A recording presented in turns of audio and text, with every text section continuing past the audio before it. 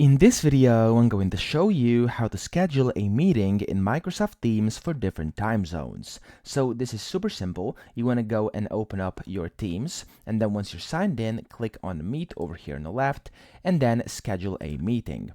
Now over here you can see there's no option to actually change the time zone in here. You just have to basically say when the meeting is going to be. However, up top over here, just below the new meeting name, it says time zone, and then if you click on that, you can essentially change the time zone to whatever you want it to be. So you can just do whatever your time zone that you would like to be. So for example, let's do, I don't know, let's do this one over here, and then you can just start setting everything up, and it's going to be displayed in this specific time zone. Of course, you can do whatever time zone here on the list you would like to have, and that's pretty much it. Just make sure you select this at the beginning so you can then keep on editing everything over here after you've set this basics up. Now that's pretty much that. I hope this video helped you out. If it did, please subscribe to the channel and help me out as well.